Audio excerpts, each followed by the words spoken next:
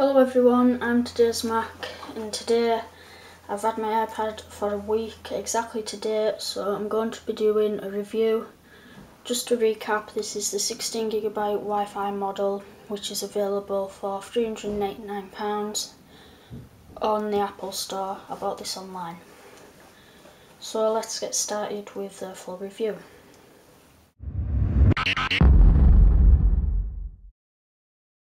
So first of all, we're just going to take a look at the design, starting off with the ports, like I do in most of my reviews.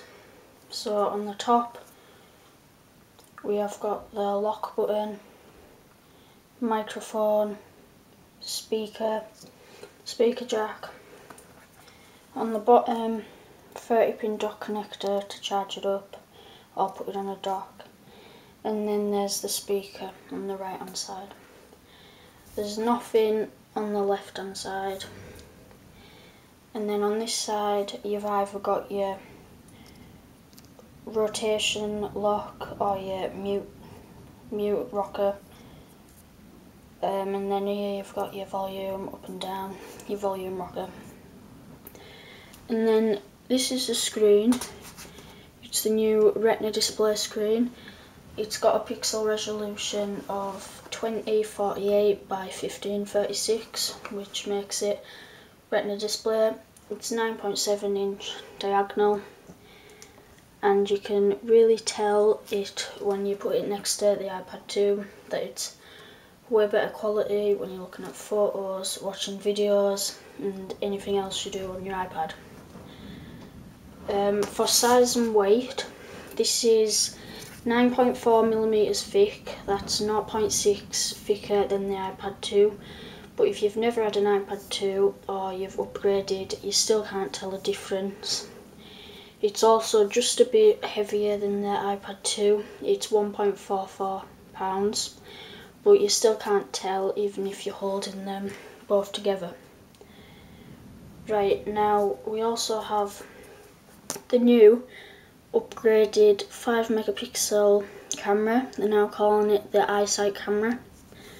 It's got face detection, tap to focus and autofocus. Autofocus can sometimes be a little bit annoying. It shoots 1080p video at 30 frames per second with audio.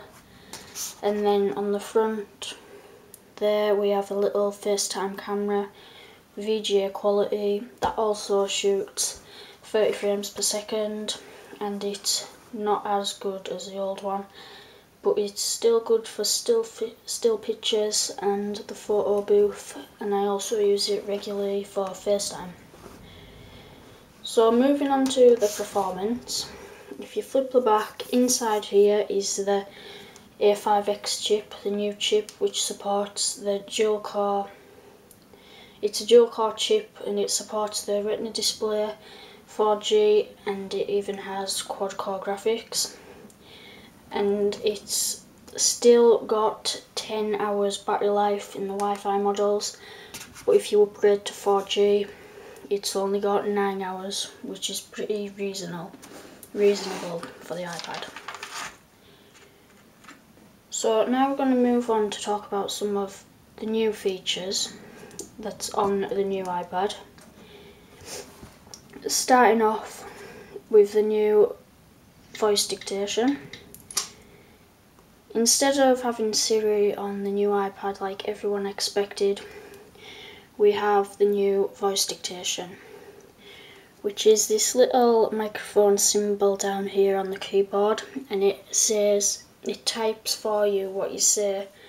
The only bad thing is you can only talk for about 10 seconds and then it automatically cuts it off.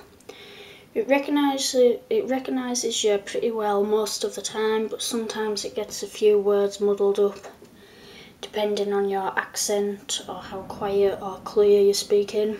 I'll just do a quick example. Today I am doing the new iPad review. Just loads for a second, and there it says, it hasn't recognised iPad, it said iPod instead, but still that's the only mistake. So that's only available for the iPad. I don't know if you can get it for the iPod or not. But also new is iOS 5.1. Nothing much has changed on here, but there's a few things changed on the iPhone, but that is it.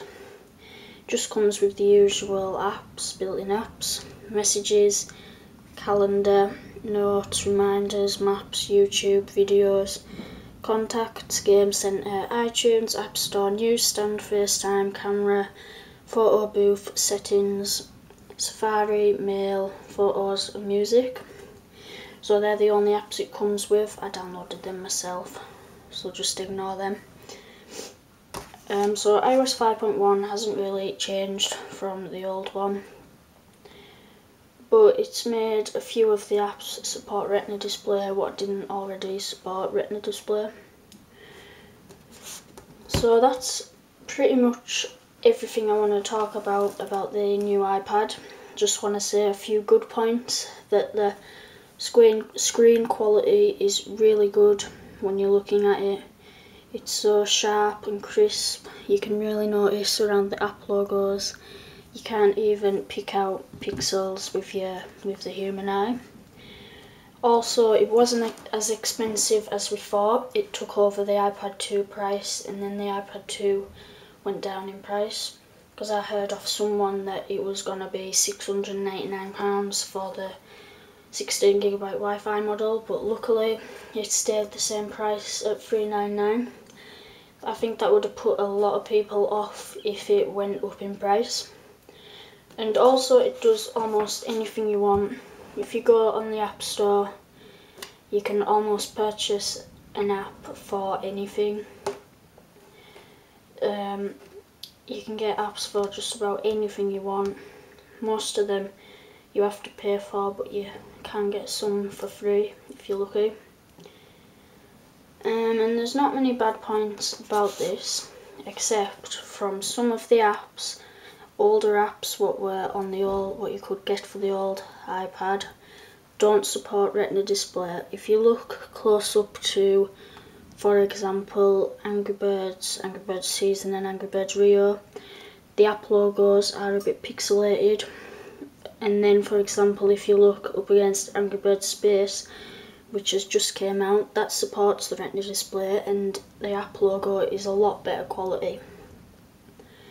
Also, with it being a few millimeters thicker, some cases that you get for your iPad 2 or you've had for your iPad 2, they won't fit onto this case. But that's pretty much the only bad features that I could pick out about the new iPad. So I'm today's Mac, and this has been my new iPad review.